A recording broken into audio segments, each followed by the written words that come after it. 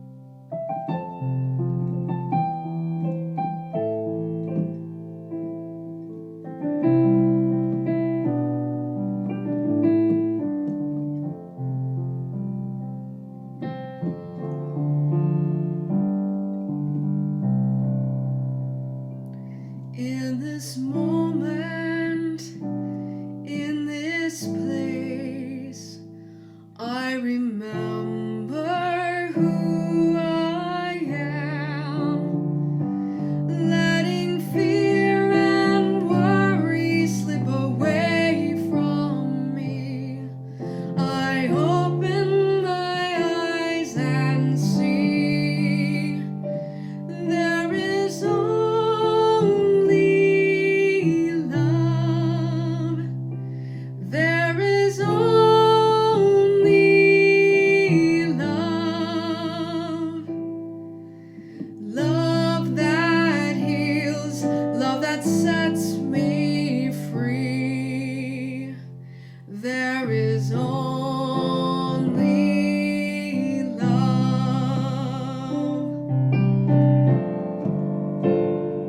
When I lose myself,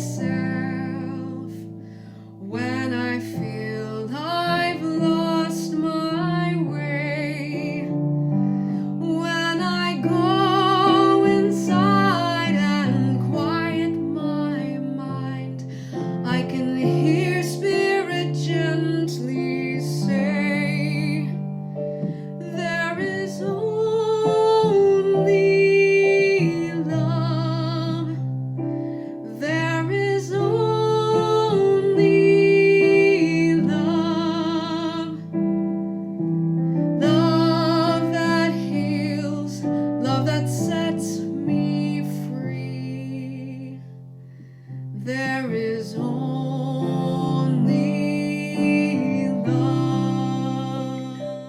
Good morning, Seal Beach. I am so excited to be here this morning and get to spend the morning with you. What a joy it is. I always look forward to Sundays and being there with all of you.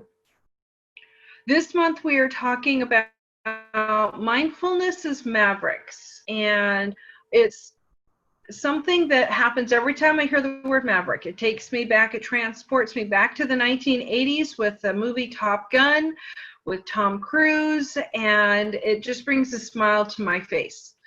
And this week's topic is called Just Breathe, or it's on your breath. So today I really wanted to talk about mindfulness, our breath.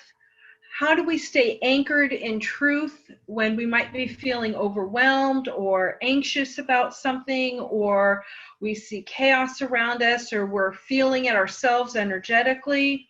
There are ways that we can utilize our teachings, our spiritual practice to anchor ourselves into that place of peace, into that place of calm, into that place of knowing that we are enfolded in an embodiment of pure spirit, that we are empowered to make the choices that we do that are in alignment with our higher ideas for our experience, for our life. And I think for some of us, myself included, I can forget. I might feel like I'm, for lack of better words, spinning, because maybe there's a lot going on right now, or I've turned on the news or opened a text or an email or Facebook, and something is reminding me that there's something not in alignment with myself or with what's going on in the world. So I have that choice in that moment if I'm going to turn within in mindfulness. Mindfulness is an opportunity to anchor ourselves into that higher power of who we are, of being mindful of how we make our choices or what choices we're making. And I think that is a gift for myself to remember that truth. We use mindfulness in grief. We use mindfulness in our spiritual practice. I subscribe to a magazine called Mindful. It gives me tips and encouragement on how to slow down when I might be feeling scattered, or I might be feeling in touch with what's going on in the world that's not in the most positive way. So I have that opportunity to slow down, to turn within and anchor into that knowingness of God. Sometimes I'll use in my treatments, and I've heard them in other treatments, that spirit is closer than hand or foot. It is the very breath I breathe. It's the very truth of who I am. It's the life essence that who I am. It breathes itself through and as me. And when I'm feeling out of alignment in some way, or I'm feeling overwhelmed, I can be reminded to go back to center, to go back to that truth that's within me, to anchor into that knowingness that the divine is present, whole, perfect, and complete within me in every moment. It doesn't mean that I am negating what's going on around me or within me, but I'm choosing to anchor into that knowingness and bring my heart and mind back into alignment with that higher truth of who I am, who we all are. And to have that opportunity to sense and know and live that truth of who I am. And sometimes that takes work to anchor into who I am, to turn to the higher truth. Maybe it's picking up a Science of Mind magazine, or calling someone who can listen, or going to prayer, or turning on music, a meditation, a chant, something that will bring me back to center. And I invite us all to discover what that might be for you and anchor into that knowingness when you're wanting to have a mindful moment. Because a mindful moment can anchor us, bring us back to center, shift our response to the world, shift our attitude, give us that opportunity to come back to that place of love and peace that's within us, that's always there. It's the God essence within us. how grateful I am to know this truth, how grateful I am to recognize that in any moment I can choose to go within and breathe. Take in that breath of love. Take in that breath of peace. Take in that breath of the divine, and knowing that is what beats my heart right now. It's what beats all of our hearts. I am so grateful to be here this morning. Grateful. Thank you so much. May you enjoy the rest of our service. May you feel the blessings that are here, the blessings that have yet to be experienced, because I absolutely know that God is expressing itself beautifully and magnificently in, through, and as each and every one of you. Thank you, thank you, thank you for being with us this morning. I say namaste.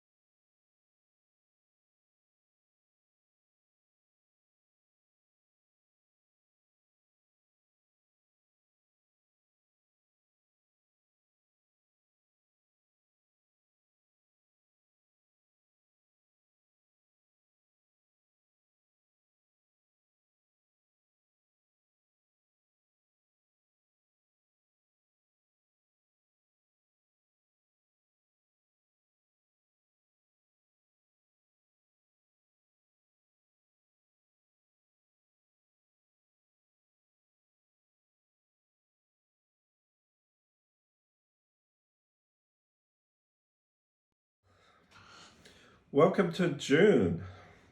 And our theme for June is Mindfulness for Mavericks.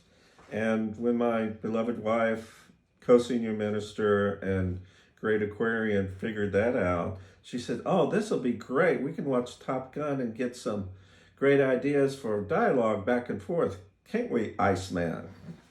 And so, yeah, and so she took the role of Maverick for the month, and I took the role of Iceman. But for me, that's really not a problem because, I saw the Iceman as cool, calm, and collected. And when I'm having my better days, that's the way I feel that hopefully I come across. So she is the dedicated Maverick, and I'm the Iceman for the month. But when we talk about Mavericks, we talk about a Maverick isn't always just a person that breaks all the rules that everyone else follows and gets away with it and smiles a lot. No, because we think we're spiritual Mavericks in a sense, because we're the people who say there's a power for good in the universe and we can make use of it. And we also say that it doesn't matter what the outside world looks like. We can change our situation by changing our thinking. That's a pretty Maverick type of stance and state to make. And so that begs the question of who do we think we are? And that's a question that you have to answer each and every moment of your life, because we try and live our spiritual life. We try and do our spiritual work. Some of us meditate, some of us drink green tea, some of us exercise quite a bit. But we all have our days where we're frustrated with people. We just want to tell them sometimes to shut up or say, why are you doing this to me? Or not take responsibility. So we all have our days because life always gives us challenges. And so what is it, and especially with this situation with racism forefront in our minds, in our life again, what is it that is ours to do is the question. And the question also is, who do I think I am? I want to focus on that question. And I want to give us some answers from the teachings of Jesus. Two very powerful aspects of who we are that I think we can make good use of every day. So in the teachings of Jesus, in the story with the woman by the well, Jesus told us this about God's nature and our nature. He says, God is spirit, and they that worship him must worship him in spirit and in truth. And he goes on to say, so he's telling us that God is spirit and so are we. And he goes on to say, God is love, and they that dwell in love dwell in God, and God in them. And then the final part of the trifecta is, we are created in the image and the likeness of the divine. So that's a powerful place to be. And this concept of we are spirit and we are love is the pillar of strength for us for the rest of our life, in my mind. I know we're virtual, but let's just take a moment and say to ourselves, I am spirit. And then say to ourselves, I am love. Let's do it one more time. I am spirit. I am love. So it's a powerful place for us to be. But the universe makes us demonstrate this question of who do we think we are, and are we proving it each and every day? There's this great saying that says, your consciousness arrives into a room before you do. Because life every day always asks you how you're going to show up. And there's a part of the mind that absolutely likes things to be in control, but there's a big part of life that likes change.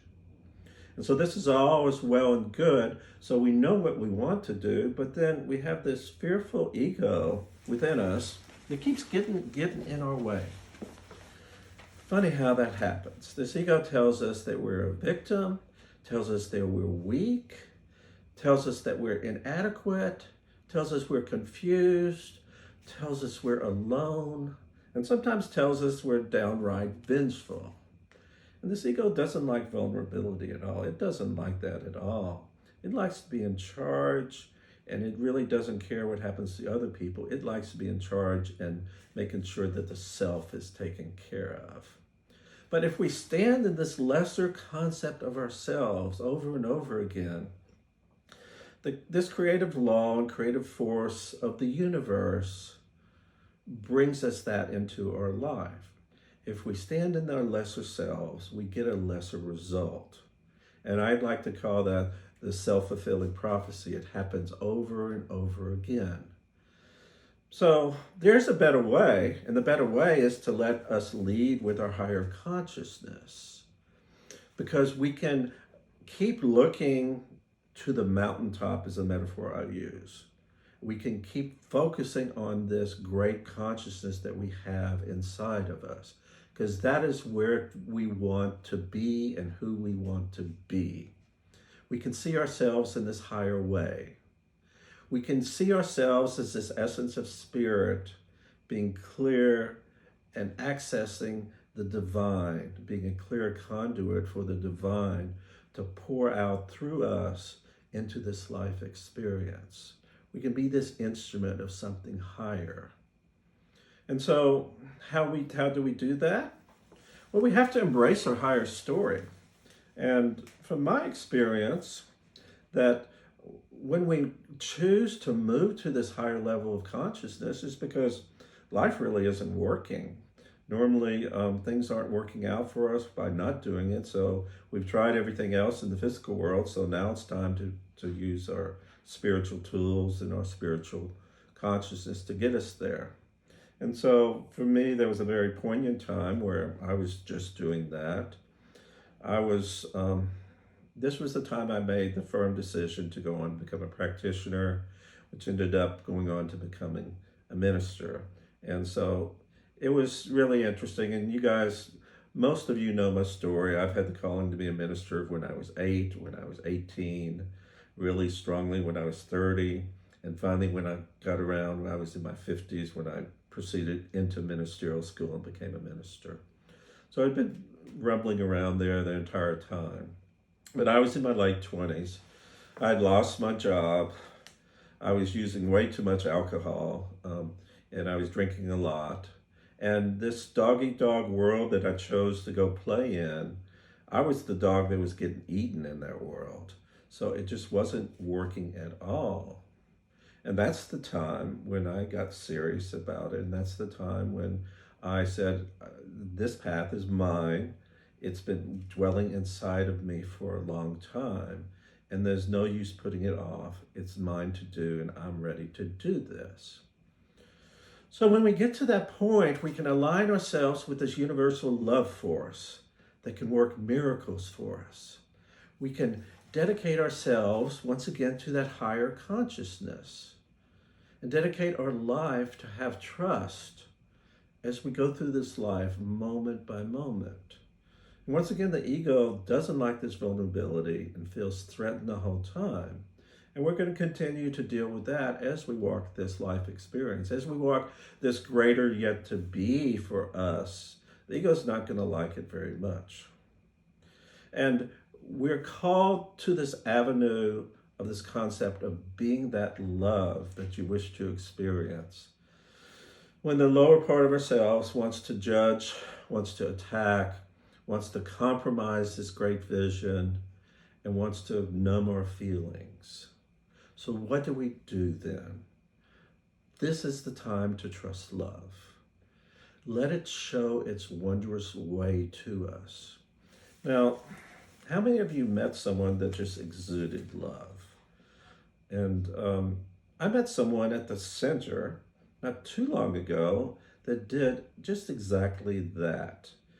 Her name was Netza, and some of you know her because her experience was she did some service work with Mother Teresa, and that time with Mother Teresa changed her life forever. But she was this essence of love. She loved everyone, she loved the planet, and she had some stories of actually manifesting things that she needed out of thin air. That the last time I had heard those stories was from some Indian yogis telling them, and I truly believed that was what she was, because she just oozed love every minute that she was with you. It was a very powerful story.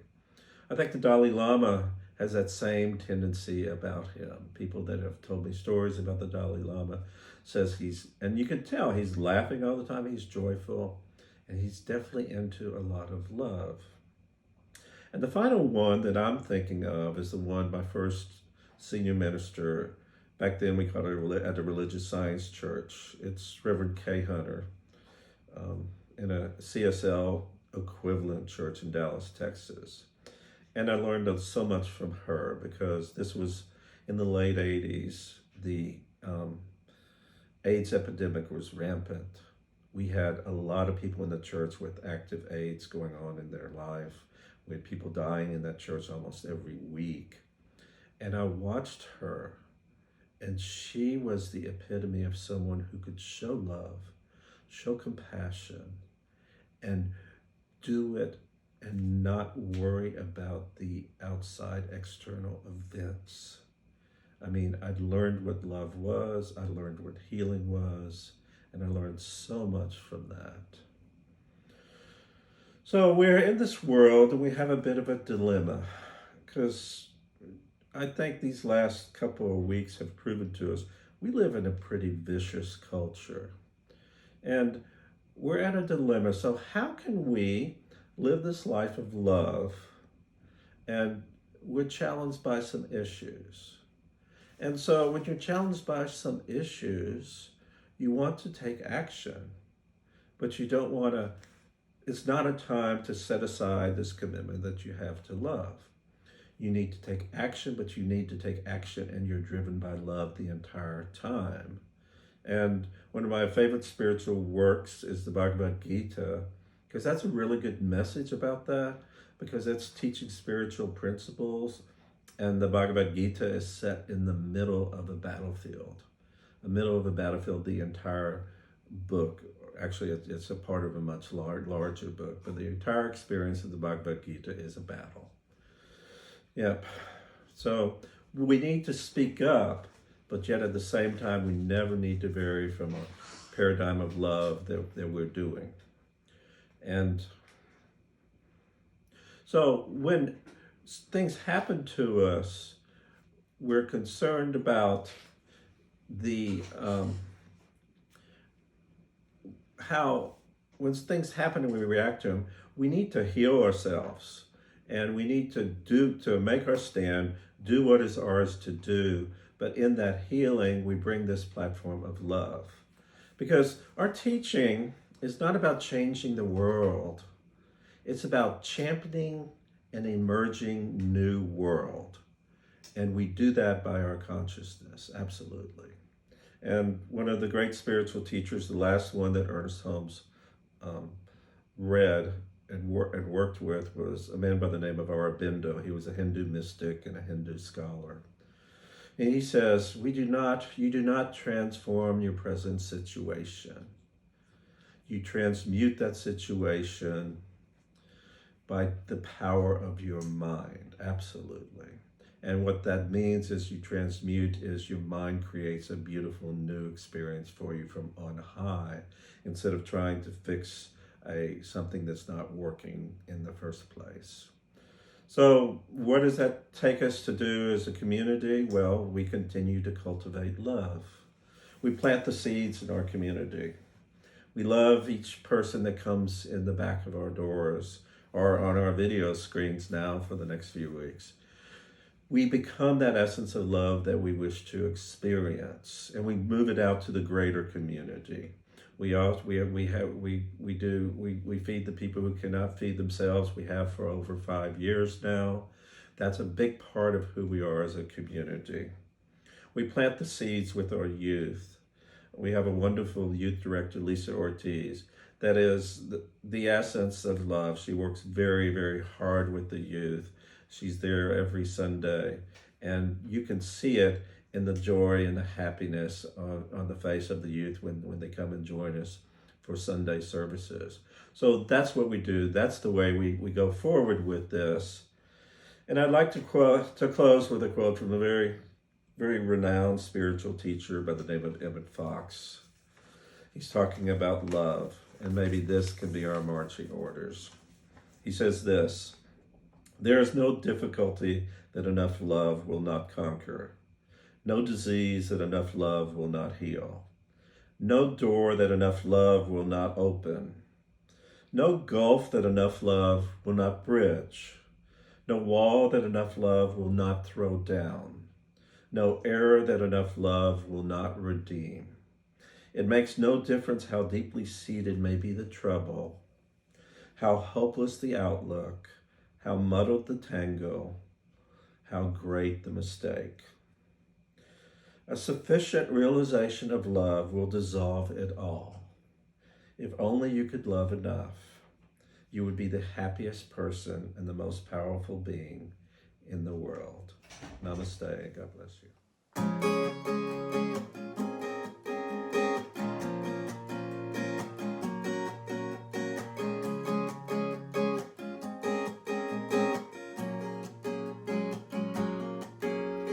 Alarm clock screaming, bare feet hit the floor. It's off to the races, everybody out the door. I'm feeling like I'm falling behind. It's a crazy life. 90 miles an hour, going fast as I can. Try to push a little harder, try to get the upper hand. So much to do in so little time. It's a crazy life.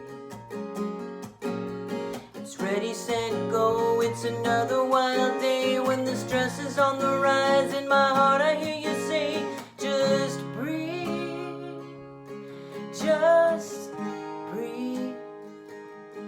Come and rest at my feet and be, just be.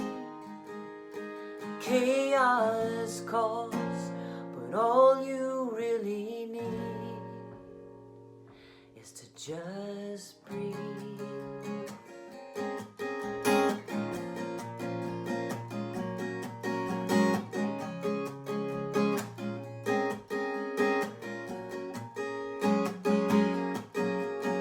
Third cup of joe just to get me through the day. Wanna make the most of time, but I feel it slip away.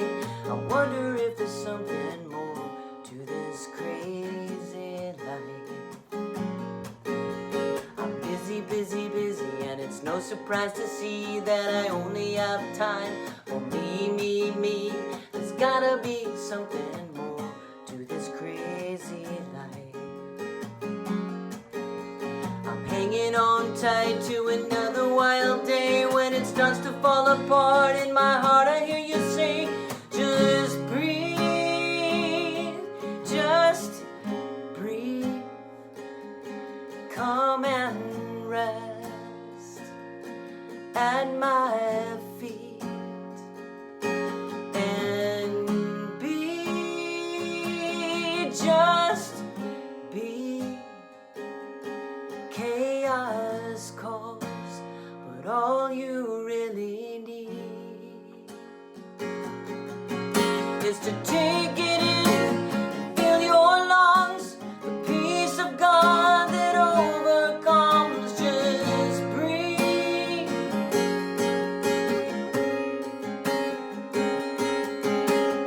Let your weary spirit rest.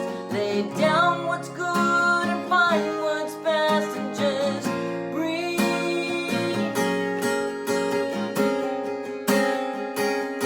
Just breathe. Just breathe. Come and rest at my feet and be, just be.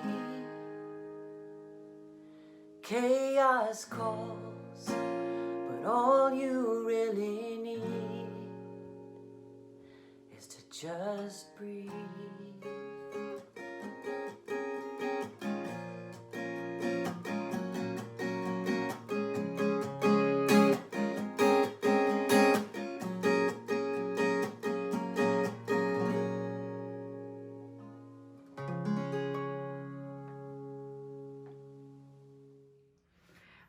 Wow, Tina, thank you so much. I know that we all, at least in our community, we love having you, and you're one of us. And I love that you're so multi-talented and faceted, being the practitioner and the musician. And I know you could also be the minister, the speaker, and everything else. I just want to thank everyone who participates in keeping our community thriving and alive and prosperous. I thank all of us for our generosity of heart, our donations, our coming together in monetary support, in energy and vibration and consciousness, in really keeping our programs alive and our center alive and thriving and financially healthy during this pandemic.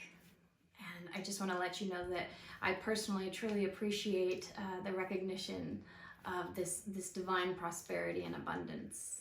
And so if you want to take whatever gift you have to give and place it over your heart, or maybe it's just some love, just place it on your heart, recognizing the heart is that center of life, that center of circulation, without which life could not exist in this way.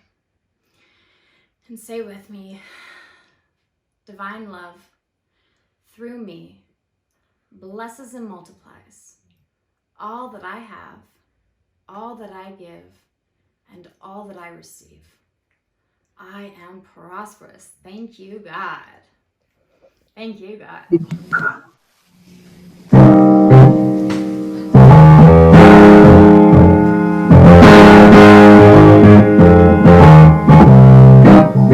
God is my source. God is my power. God gives me everything I need. So I give thanks for all my blessings. God gives me everything I need. Love is my source. Love is my power. Love gives me everything I need. So I give thanks for all my blessings. Love gives me everything I need. Joy is my source. Joy is my power. Joy gives me everything I need. So I give thanks for all my blessings. Joy gives me everything I need. Peace is my source. Peace is my power. Peace gives me everything I need. So I give thanks for all my blessings. Peace gives me everything I need. God is my source. God is my power. God gives me everything I need. So I give thanks for all my blessings. God gives me everything I need. God gives me everything I need. God gives me everything I need. So you can either close your eyes or you can say this with me. I have to get closer. This is a prayer written by Reverend Dr. David Alexander of the Atlanta Center for Spiritual Living. May we who are merely inconvenienced remember those whose lives are at stake. May we who have no risk factors remember those who are more vulnerable. May we who have the luxury of working from home remember those who must choose between protecting their health and making the rent. May we who have the flexibility to care for our children when their schools are closed remember those who have no options. May we who have to cancel our trips remember those who have no safe place to go. May we, who are losing our margin in the economic market, remember those who have no margin at all. And may we, who settle in for a quarantine at home, remember those who have no home. As our nation and world are gripped by fear, let us choose love. While we cannot find ways to wrap our arms around each other, let us find new ways to be the loving embrace of God. Thank you. Let us sing the peace song.